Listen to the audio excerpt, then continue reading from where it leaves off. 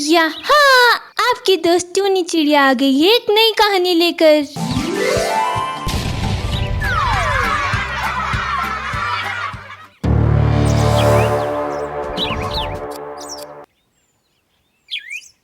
चिड़िया और भूतिया बिल्ली। ये कहानी दरिया किनारे बसे एक जंगल की है, जहाँ कई सारे पशु पक्षी अपना जीवन बसर कर रहे थे।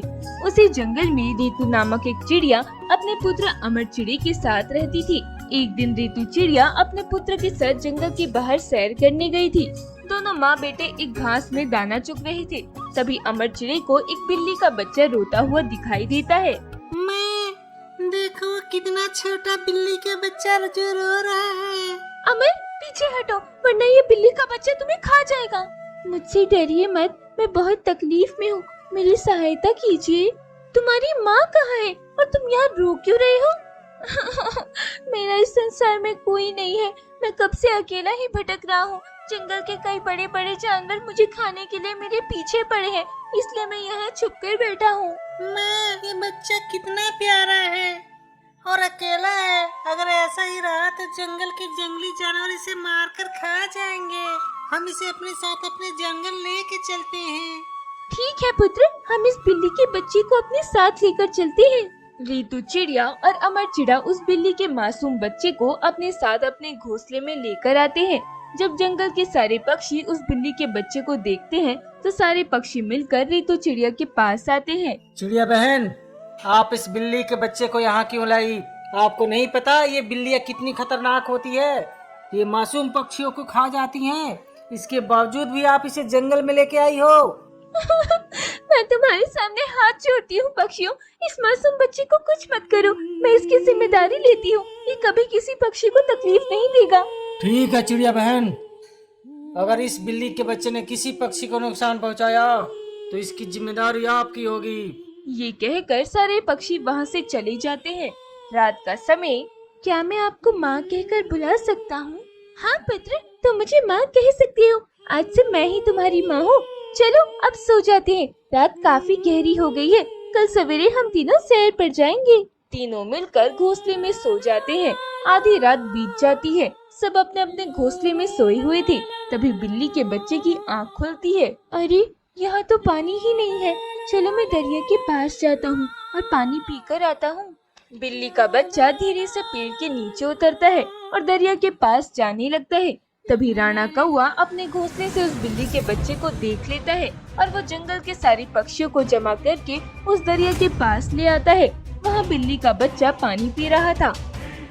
साथियों, चलो हम सारे पक्षी मिलकर इस बिल्ली के बच्चे को यहीं मारकर दरिया के अंदर फेंक देते हैं और इस चिड़िया को पता भी नहीं चलेगा कि इसे हमने मारा है। हाँ कौवे भाई, चलो, ये सही मौका है इस बिल्ली के बच्चे को मारने का। जंगल के सारे पक्षी मिलकर उस बिल्ली के बच्चे के पास जाते हैं।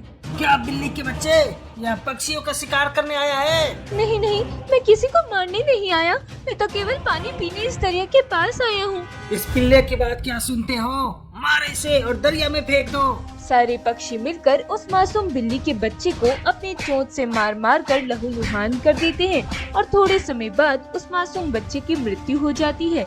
सारे पक्षी उसे दरिया में फेंककर वहाँ से चले जाते हैं। अगले दिन सवेरे।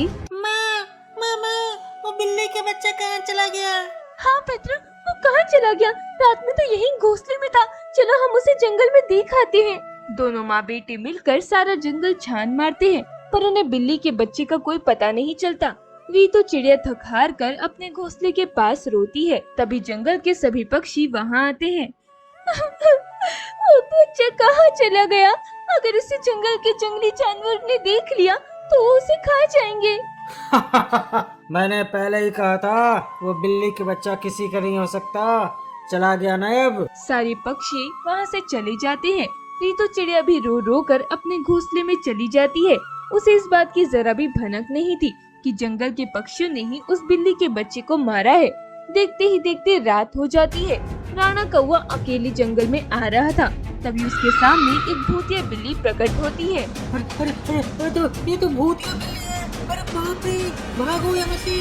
राणा कौवा जैसे ही भागने लगता है तभी वो भूतिया बिल्ली उसे पकड़ लेती है। मुझे छोड़ दो भूतिया बिल्ली, मुझे जाने दो। ऐसे कैसे तुझे छोड़ दूं? तुझे तो आज मैं कच्चा ही चबा जाऊंगी।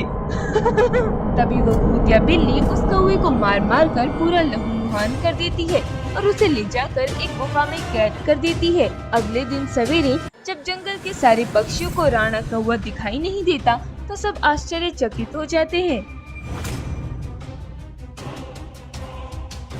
अरे ये राणा कौवा कहाँ चला गया? सुबह से शाम हो गई पर अब तक इसका कोई पता नहीं। रूबी जंगल से कहीं जाता भी नहीं। गया होगा कहीं, हमें उससे क्या। चलो अब अंधेरा होने वाला है, अपने घोंसले में जाकर सो जाते हैं। अरे तोती, तुम्हें नींद आ रही होगी तो तुम चली जाओ, हम यहीं बैठेंगे। तोती उड़ते हुए अपने घोंसले में चली जाती है। रात गहरी होती रही। कमलेश तोता, कोयल, नीलू कबूतर और बगला ये सब बैठकर एक स्थान पर बातें कर रहे थे। तभी उनके पास वही भूतिया बिल्ली प्रकट होती है, जिसे देखकर सारे पक्षियों के होश उड़ जाते हैं। अरे बाप रे बाप, ये भूतिया बिल्ली इस जंगल में कैसे आ गया? आज तो इतने सारे पक्षियों को मारने में बहुत मजा आएगा। आज तो तुम सब मेरे शिकार हो। अरे नहीं, भूतिया बिल्ली, हम बाल बच्चे वाले पक्षी, हमें मत मारना। तू चिंता क्यों करता है तोते? तुझे मारने के बाद तेरे बाल बच्चों को भी मारकर तेरे पास भेज दूंगी। इस जंगल का हर पक्षी मेरा शिकार बनने वाला है, मैं किसी को नहीं छोड़ूंगी। तभी वो भूतिया बिल्ली सारे पक्षियों को पकड़कर बहुत मारती है और उन्हें भी ले जाकर उस गुफा में कौवे के पास कैद कर देती है। इसी तरह हर रोज रात में वो भूतिया बिल्ली कई सारे पक्षियों को पकड़ लेती है और उस गुफा में कैद करती रही। जंगल के आधे पक्षी उस गुफा में कैद हो गए थे। बचे कुछ पक्षी जब ये देखते हैं कि उनके जंगल के पक्षी गायब हो रहे हैं तो सब घबराकर एक स्थान पर जमा होते हैं। ये सब क्या हो रहा है पक्षियों? हमारे इस जंगल के पक्षी अचानक कहाँ गायब होते जा रहे हैं? हर दिन कोई ना कोई पक्षी इस जंगल से लापता हो रहा है, ये सब क्या हो रहा है? तभी वो भूतिया बिल्ली वहाँ आ जाती है और वो तोती को पकड़कर अपने साथ उस गुफा में ले जाती है। सारे पक्षी जब उस भूतिया बिल्ली को देखते हैं तो सब घबरा जाते हैं। अरे बाप रे बाप, ये भूतिया बिल्ली कहाँ से आ गई? चलो पक्षियों, हम उस भूतिया बिल्ली का पीछा करते हैं। आखिर ये तोती बहन को कहाँ ले जा रही है? सारे पक्षी उस भूतिया बिल्ली के पीछे पीछे उस गुफा में जाते हैं जहाँ जंगल के सारे पक्षी कैद थे। चीतू, चिड़िया और सारे पक्षी जब अपने जंगल के पक्षियों को उस गुफा में देखते हैं तो सब दंग रह जाते हैं। अरे, हमारे जंगल के लापता सभी पक्षी इस गुफा में कैद हैं। इसका मतलब इस बिल्ली ने इन्हें पकड़कर यहाँ कैद कर दिया। मैंने इन सारे पक्षियों को यहाँ कैद किया है, अब इन सारे पक्षियों को मार दूंगी। भूतिया बिल्ली, इन पक्षियों ने तुम्हारा क्या बिगाड़ा है? तुम क्यों इन्हें मारना चाहती हो? माँ, आप अभी सच्चाई नहीं जानती। तुम मुझे माँ क्यों बुला रही हो? क्योंकि मैं वही बिल्ली का बच्चा हूँ जिसे आपने उठाकर अपने घोंसले में लाया था और फिर रात को इन सारे पक्षियों ने मुझे मारकर दरिया में फेंक दिया था।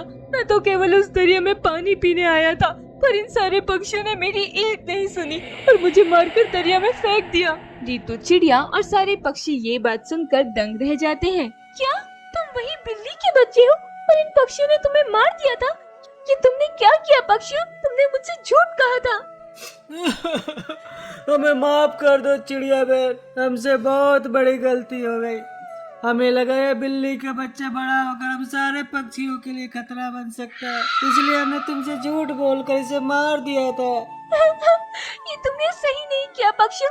इस मासूम बच्चे को मारकर क्या मिला तुम्हें? तुम सारे पक्षियों ने मेरा बहुत दिल दुखाया है।